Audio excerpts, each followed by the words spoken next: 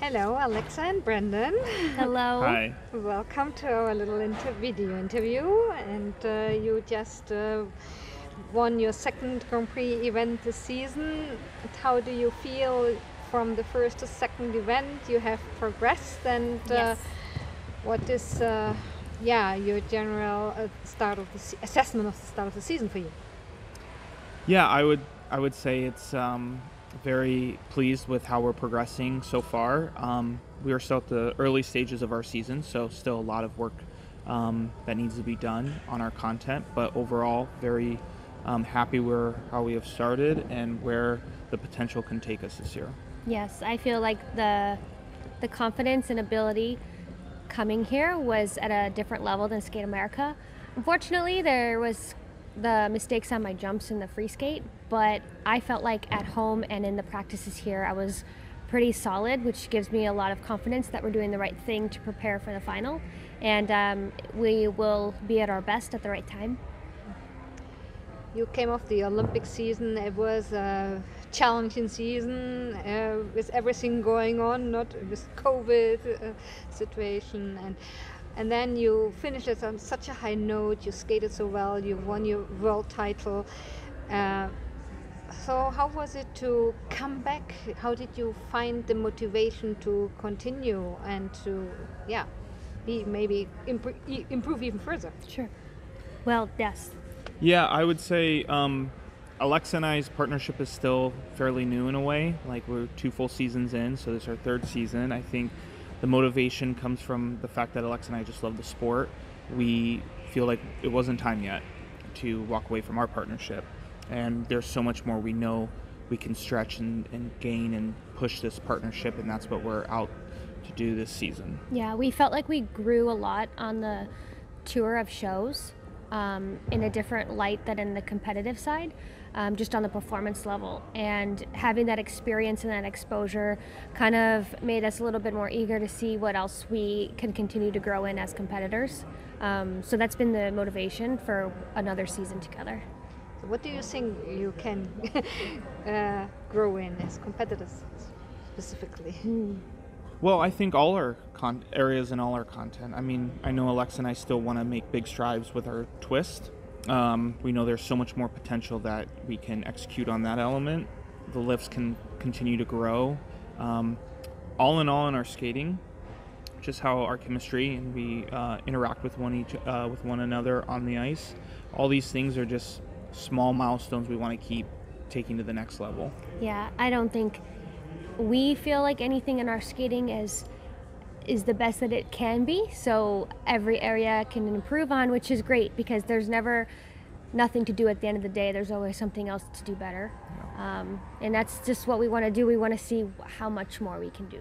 You seem both very driven with this, Yeah. because Yes. I also remember at the press conference you said that when somebody asked about the pressure, that you always had this high standard. Now you're a world champion, but inside you always wanted to live up to this high standard. So where does this come from? Yeah, I think it's internal, and I think it's something that we have very similar in each other, which is why when we teamed up, I think our success was quick because our standards are very high, but also what we accept is very high as far as what we can go home at the end of the day and feel proud of. So we definitely go above and beyond our own expectations just to feel like we can rest our heads at night.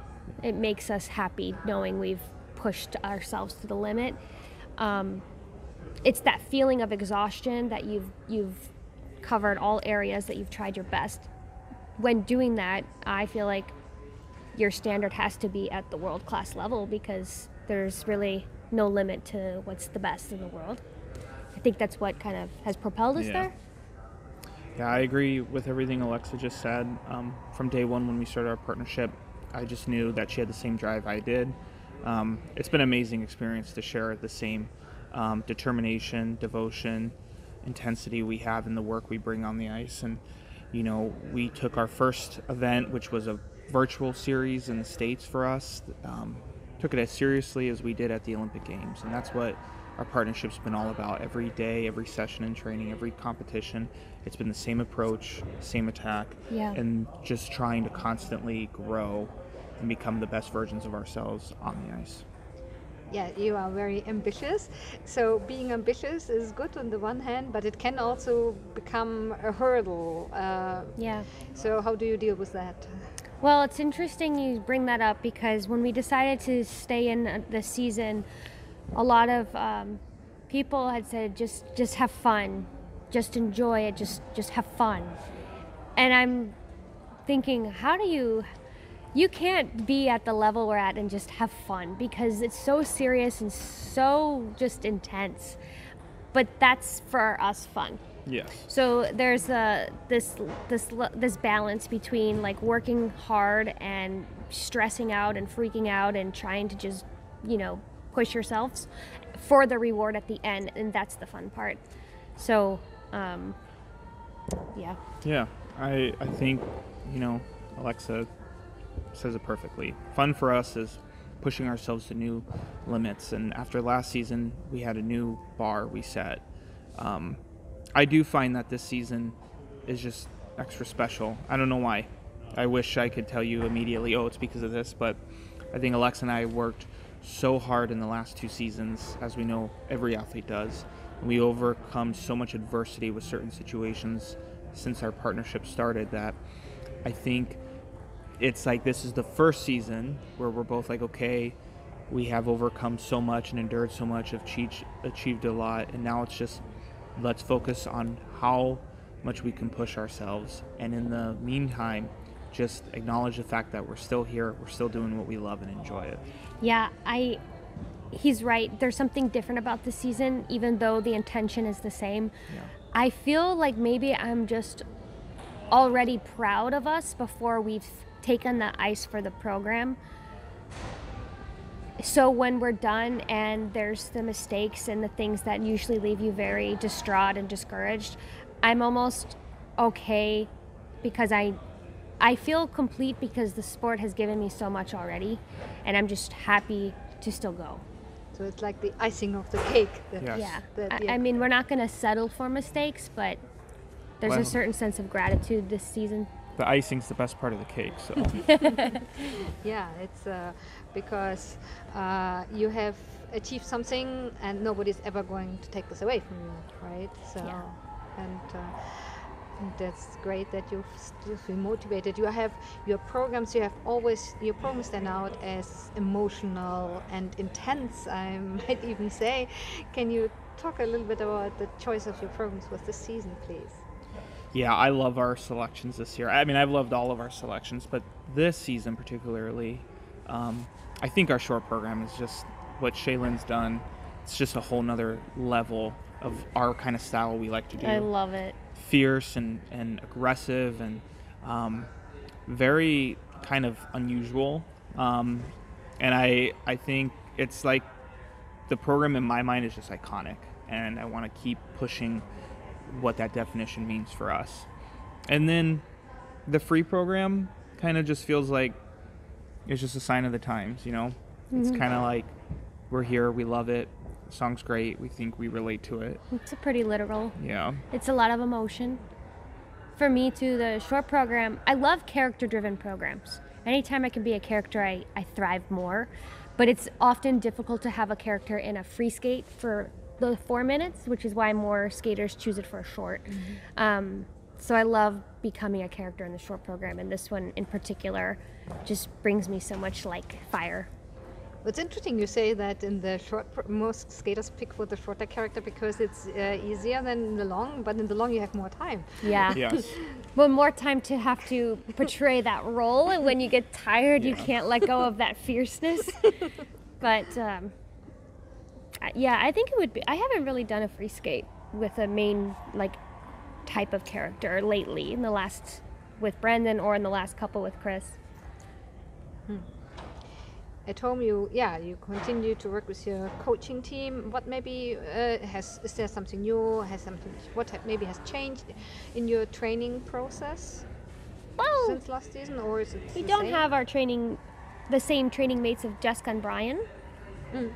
Yeah, I mean, like everywhere, rinks have their, they have like highs and lows of, skaters being on certain sessions and like flow of the crowd. And this year, I don't think we have a little bit of different of an atmosphere.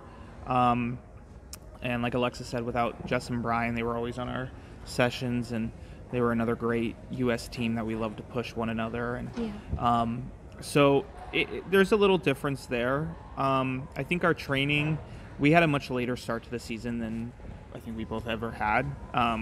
So that part was a little unusual. So when we got into the rink and we started going again, we both were like, it was different than like you get back from your vacation in like, May, and then you get your programs and you go. We were kind of horrible. like, we were like a little, we did 2 different Stars on Ice tours and both took a lot of personal time in June. And it wasn't until July where July where we made the commitment to want to return. And even then, there was like a good month where I was like, I'm never gonna be in back to where Grand Prix shape. Like, I just felt like I was like, I'm like, what am I doing? It's because I know we both talk and we laugh about this. We really, after the season we had last year, it was a long season for everyone. It felt like the longest season of my life. And we had so many amazing moments in the season. And then we had some, I got COVID during our Olympic trials. And, you still hold your breath. You don't know if you're going to be selected to the team. We had a lot of crazy emotional moments last season, and then you go on to tour and you're just riding this wave for so long that when you get home and you can actually stop and enjoy it all and be with the people, your friends and family, and just soak it in. And then finally you just need to start thinking, okay, we're gonna come back. And I know when we first got back into it, we took a lot of time off the ice. It was just like, because learning how to skate again. I'm like the type of person that needs to do reps and jumps every day, 10 times a day. And during tour, starting right after Worlds, there was no jumping or some hard lifts and triple twisting for like 3-4 months. And for me, that's not easy to come back from, just because I'm a nature creature of habit. And it was just a challenging time getting back into it. It was, like I said, it was different for us because after like the first season started, we just went right away. Even though the pandemic was happening, we were just going. And then the second season, immediately after Worlds in 2021, we went, Worlds in Stockholm. It was like we took a week to vacation and then right back to work for the Olympic season. And then after tour in the U.S., we were like, okay. And we really both took a very different approach in our off season, which we thought for a little while there that it was going to be the final season. So, like Alexa said, I had my certain habits that I liked that I didn't do in my normal summer routine. But I mean, that hasn't stopped us. We're here. We know what needs to be done. We know what will need to be done for the future, and that's why we're just excited that we were able to come out at the Grand Prix and put out content, see where we can improve, see what's working, and start going back to the lab and making what we need to make. Yeah. What kind of goals do you set for yourself for this season? Just being better each time. Yeah, I think for this Grand Prix, we wrote down what's going to make us happy at the end of this week, and it was, let's get 3 to 7 more points in the free skate. Yeah. That's it. Something small but attainable and not perfection. And we executed that, and I feel really good about it. Yeah. And for the final, okay, let's take that up a little bit more. Yeah. And in the short, let's try to get a little bit more, better twist on the short program, but everything else still with quality. So it's not about we gotta defend our title. It's if we do what we're capable of, that can happen naturally, but we have to deliver, and that's the focus. Yeah. So every time you write down your goals? No, this time I needed to, though, to keep my mind focused. Yeah. Because you expect to come off of your best skate, that every time you go out you're going to be at that caliber, but that's not realistic for most. Are you taking it now like season by season? You just leave it open, say, okay, we compete this season, and then we will see if we... Yeah, I mean, for us, we're just, it's one competition at a time mindset, season by season. right now, for us, we just want to get through this year and do what we're setting out in this season for us is to see how much more we can grow, and then we'll reevaluate like we do every season. So it's a shame that so many U.S. teams, especially, have split up and disappeared. Even so, the season offers many opportunities. Always after an Olympic year, new ways open up, and then So why do you think that happened? I think we both have reasoning, but one is age. I think the generation gap and timing, kind of a lot of the skaters that have retired are older, and it's their time in life to move on. And then we have young ones coming up, but are still in the developmental stage that are not quite at the senior. So there's a bit of a drought. Yeah, I think it goes through cycles. It happens through decades of the sport. All sports have it. It's just a change in flow amount of skaters. Like, I think it was 5 years ago we had 7 U.S. para teams all on the Grand Prix circuit. Now we have, like 4, I believe. So it's, it comes and goes. And like Alexa said, everyone's like younger and they're coming up now. And I think I'm just excited that Alexa and I are able to still be around for the time we are now. To keep going to help our country. We talk about the world title. I mean, as much as it was personal for me and amazing for both of us, it felt great to bring that home, for the U.S. So we like making them proud. Yeah. How do you think your success is helping the development of pair skating in the USA? Maybe it makes it seem more tangible. Yeah, any kind of idol helps. Yeah, I just think the U.S. pairs have, when there's always a lot of negativity around it.